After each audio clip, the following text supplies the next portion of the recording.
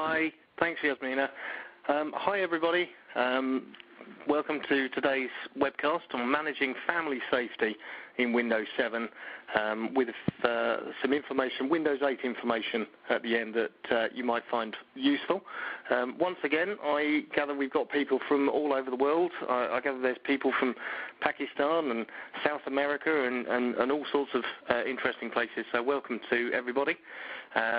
Here in the UK, we've just finished celebrating the Queen's Diamond Jubilee with a nice long weekend. So I'm feeling 4-day weekend. So I'm feeling nice and relaxed after that.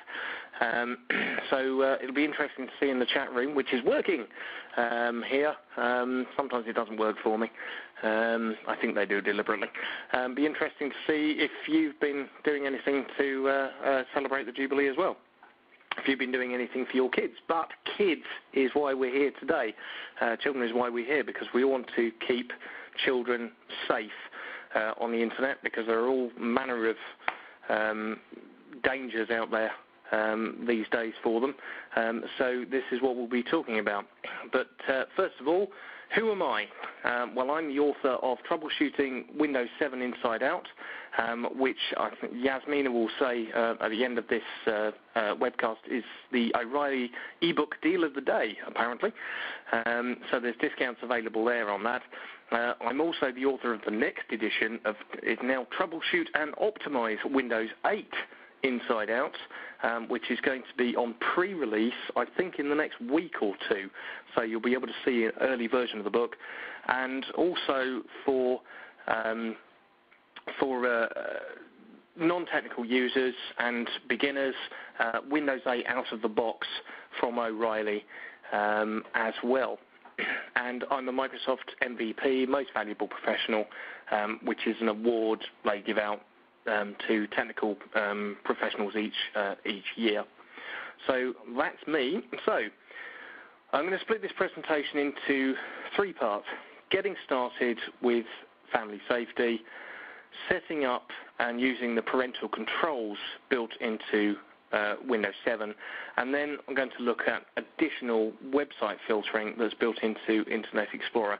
And I'm going to finish talking about Windows 8 and the way that they're improving family safety. And if you have children, you're going to want to look at Windows 8. You're going to want to seriously consider it because family safety is being beefed up considerably. So let's have a look at how we get started with family safety. And there'll be plenty of opportunity for your questions at the end of this. If you've got a question, then please feel free to type it into the chat room, but proceed it with a Q so that Yasmina knows that it's a question for the end.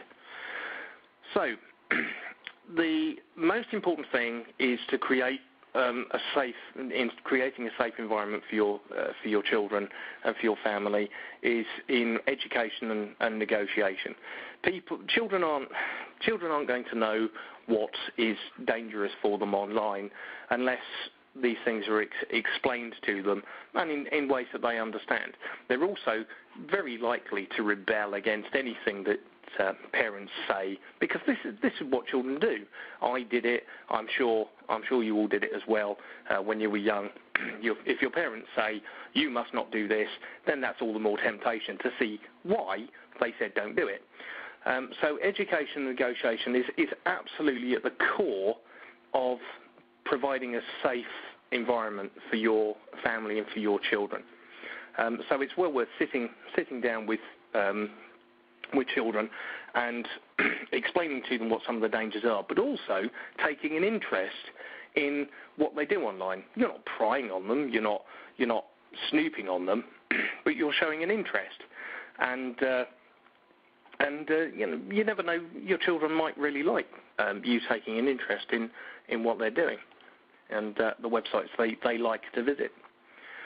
Now, you might find that your ISP, your Internet Service Provider, provides some website filtering automatically. Here we've got website filtering provided in the UK by TalkTalk, which was the first ISP in Britain to provide it. And sometimes you've got to pay a little extra for it, sometimes it's free, but you normally need to phone them up or log into their website and turn this feature on if they provide it, and they'll provide website filtering. The upside is that they'll have white lists and black lists of websites that are good and bad. That can be also, so the blacklisted websites can be automatically blocked, and this can be updated as and when. The downside of this is that it blacklists websites for everybody. So you could find, if let's say you like to go personally onto a gaming website or a poker website, you could find that these are all blocks as well. So it's not a perfect solution for everybody, because what it blocks for the kids, it's also going to block for parents. But it's worth investigating with your internet service provider to see if they provide this service, or if they're planning to provide this service, because ISPs providing web filtering, it's still relatively new, and they're rolling it out slowly. So when you get started with family safety, the important thing is to make sure that each child has their own user account in Windows 7. And you do this from the control panel, and you'll see users listed in the control panel from the start menu. I'm getting used to saying the start screen now because I'm writing about Windows 8. So you can access it from the start menu. And you need to make sure that when you create a new user, you set them up as a standard user. The two options are a standard user and an administrator. Now, the difference is that an administrator can change any setting on the computer at all, any setting that they like. A standard user can only change settings that affect themselves.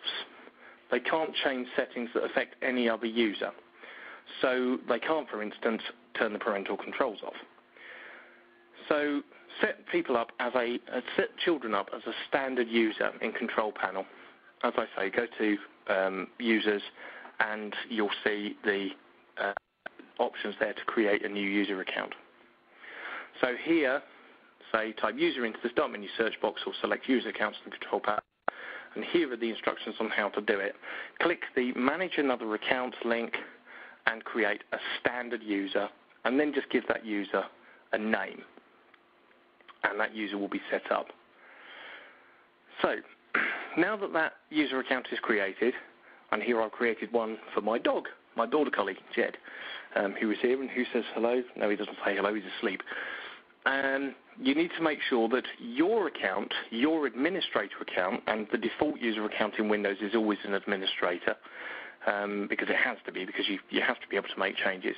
Make sure that your account has a password on it. And if you set up parental controls and you don't have a password on your account, your own user account, Windows will actually tell you that you have to have a password on your administrator account.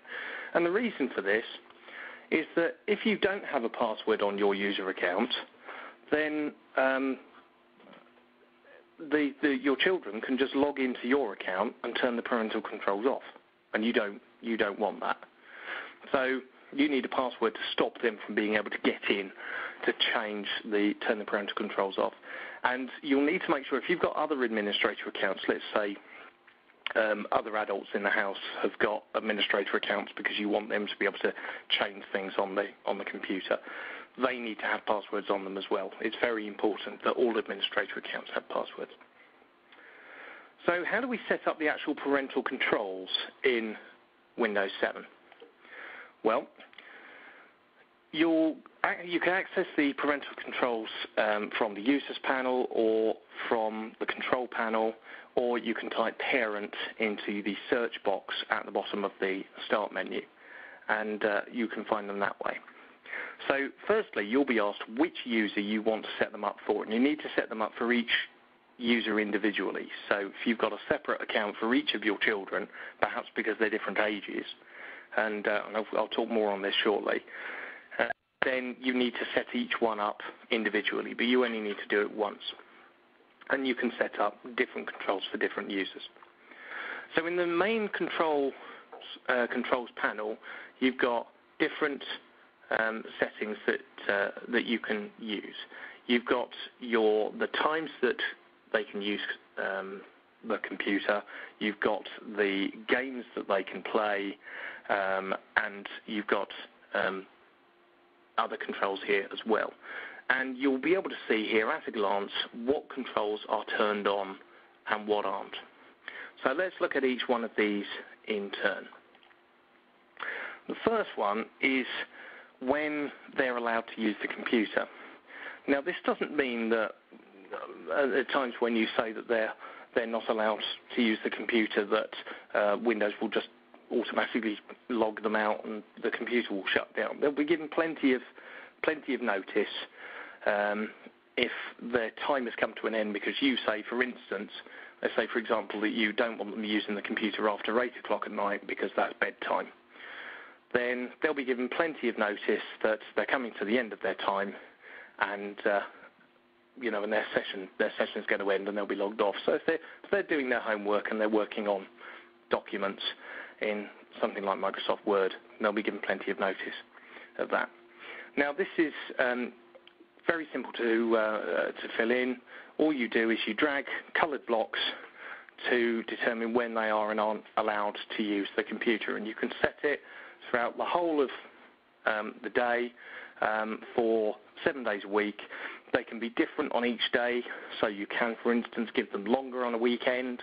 You can give them longer on a Friday night because it's not a school night. And you've got a great deal of control over exactly when they're allowed to use the computer and when they're not. You may say, for instance, that they're allowed to use it a bit earlier in the morning on weekends because they might be up early and they haven't got to go to school. In fact, you may even block them Monday to Friday in the mornings to stop them being distracted when you are trying to get them off to school. Then you can block games based on the rating for the game. Now, not all games have ratings, so this is not a catch-all solution, and this is where taking an interest in what your children are doing on the computer can come in very handy, because if they're playing a game, especially a game that's perhaps online on a website, that's unsuitable, or you consider unsuitable for whatever reason, be it's too violent, or there's sexual content, or you think it's encouraging gambling, or maybe maybe you have religious reasons for it, then it may slip through and they may be able to play it. But games that are actually installed on the computer mostly come with ratings, and you can block these certain types of ratings. And Windows will show you the ratings that are available. Here are ratings that you can see for the UK, and gaming ratings here.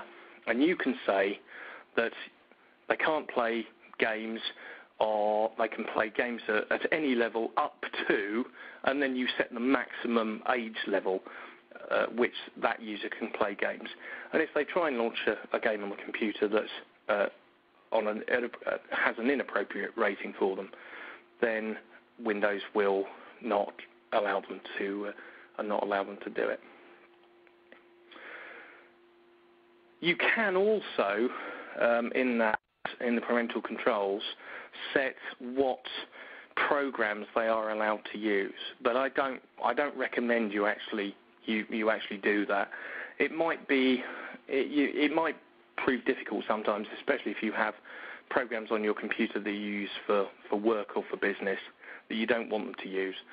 But the way the parental controls are set up, you have to allow them to use programs rather than just block specific programs, which is probably the backwards way of doing it, because you have to allow just about everything in Windows, such as Paint and Internet Explorer, and lots of the settings can be quite complex.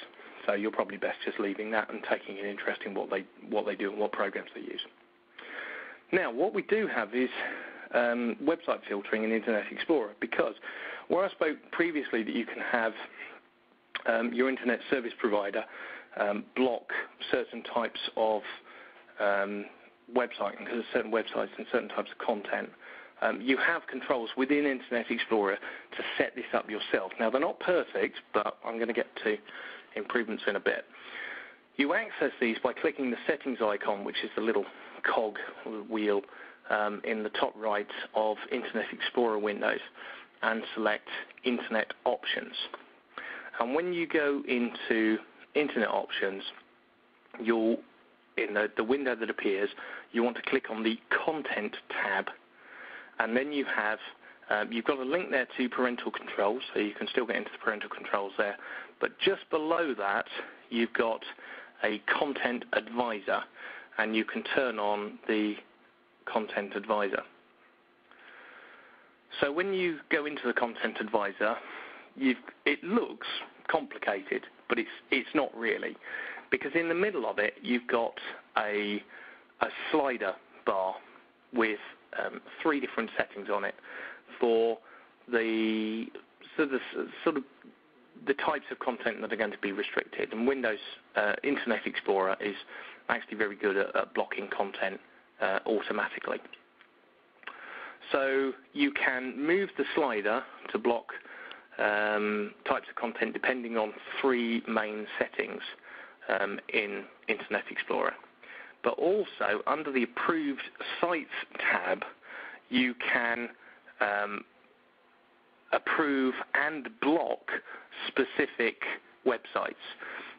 So let's say you want to block Facebook because the children are too young to use Facebook, then you can block Facebook completely, or you can allow, let's say there's another website which is being blocked by the automatic settings that you think is perfectly okay, and you can allow that. You can approve that here in the Approved Sites tab. And then under the General tab, what you can do is you can set a password so that anybody else, let's say you blocked Facebook, for instance, and you don't want the children to use Facebook, but you want to be able to use Facebook. Well, here you can set a password to bypass that website block, so that even though that website is blocked, it'll ask you for a password, and if you know what the password is, Internet Explorer will let you go to that to that website. But always use caution, because as I said at the beginning of this, there are no guarantees that when you use website filtering or when you filter particular types of games, that there won't be others that slip through the net. So it's always a case of taking an interest, as I've said before, in what your children are doing, so that you can keep an eye on what they do online. Which brings me on to, as I say here, it's all about education. It's all about informing children of what the dangers are online, and the dangers aren't just watching what you might think to be inappropriate Rihanna videos, or accessing adult content, or gambling websites. There are also all manner of other things. If children start using social networking at such an early age, or even when they're using it in their late teens, cyberbullying is an issue that children need to be aware that if they feel that they're being harassed and bullied online by other people, or receiving inappropriate messages from other people on social networks and MySpace and Facebook, that they can talk to an adult about this, and it's perfectly okay to come and talk to you about it.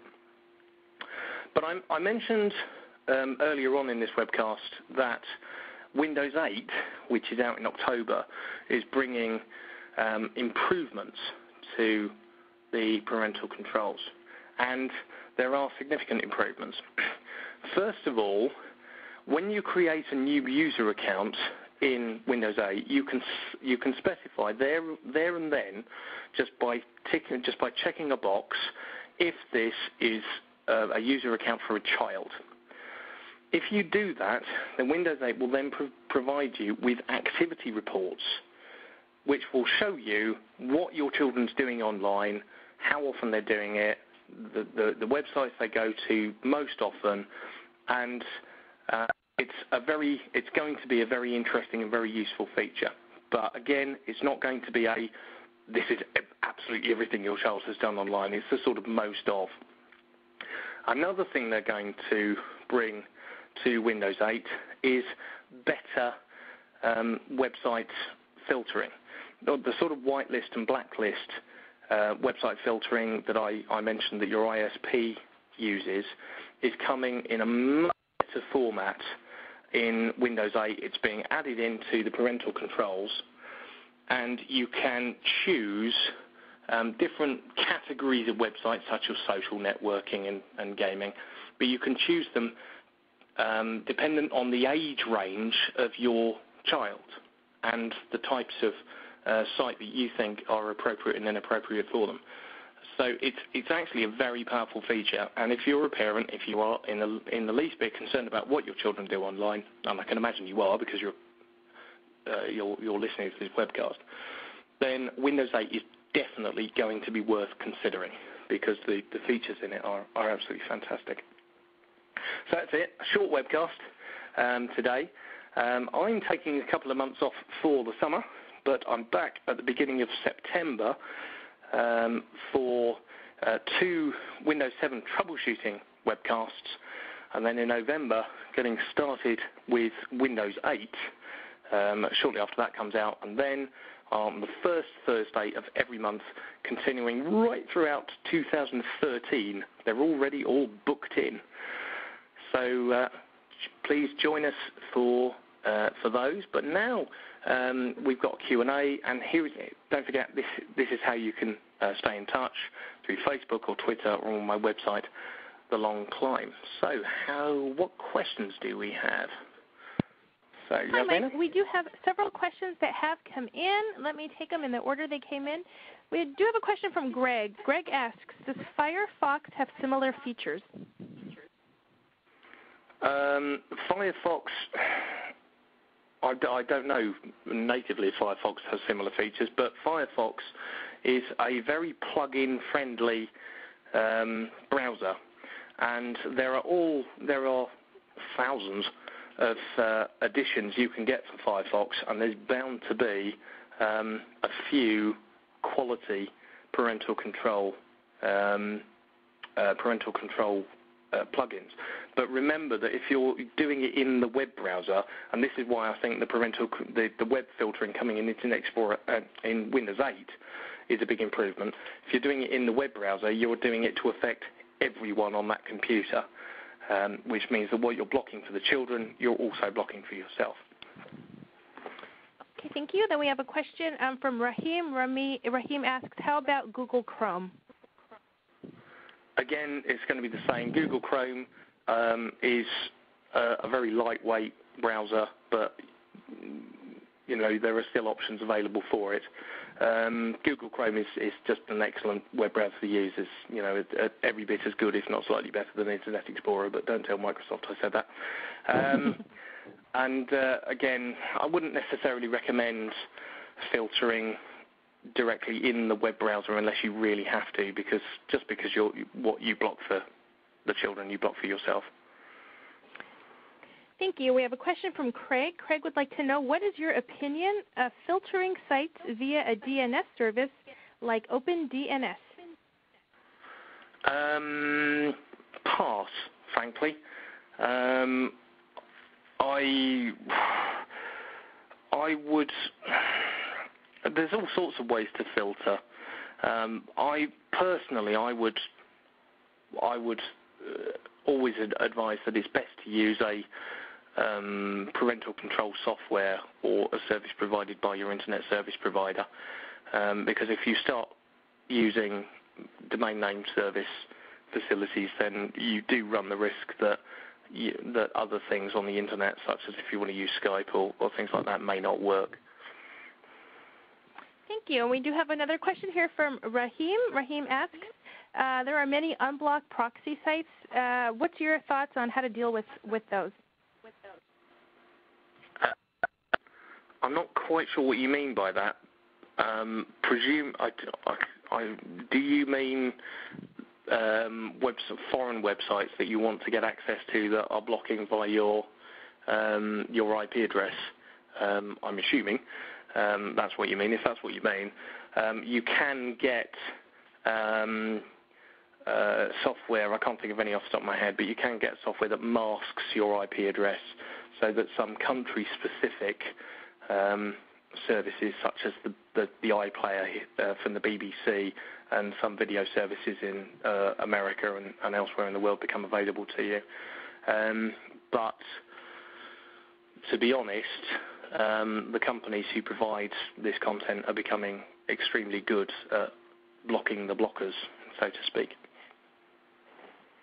Thank you. We do have a question now from James. James would like to know, does having multiple computers on a home network still require setting up each machine separately with parental controls? Yes. Unless you use some software such as Windows Intune, which you probably wouldn't use in a home environment, then yes, you would. So you're probably best having, I would say, if you've got multiple PCs, then you're probably best just having an account for the kids and an account for, a password-protected administrator account for yourselves. It makes it much simpler to set up. Thank you. And I'm not seeing any additional questions, so we'll just let folks know. Folks, if you do have questions for Mike and what he has been talking to you about today, please type those into the group chat, send them in, and we'll have him answer those while he is still with us. Let's just give it a moment and see if anyone has additional questions. While we're checking on that, folks, we do want to let you know Mike's book, Troubleshooting Windows 7 Inside and Out, is the O'Reilly deal of the day. What that means is go to O'Reilly.com, look on the right-hand side. It's right there. You can't miss it. Click on it. You can purchase that book today at a really great price. So we encourage you all to do that. And let's see, I'm not seeing any additional questions. Mike, would you like to leave our audience with more information? All I can say on family safety is keep an eye out for offers on Windows 8. At the moment, Microsoft are doing, if you're thinking about buying another computer, perhaps buying one for kids for school or college or something. Obviously, you wouldn't want parental controls if they're at college. They can probably look after themselves.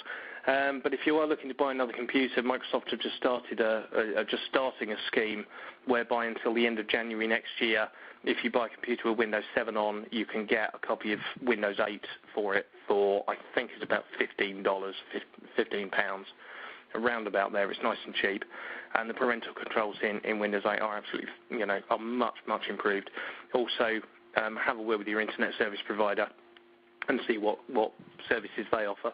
Also, if you have any other questions, you can post them to me on Facebook or Twitter, and I'll answer as many as I can. But and there's more on the website.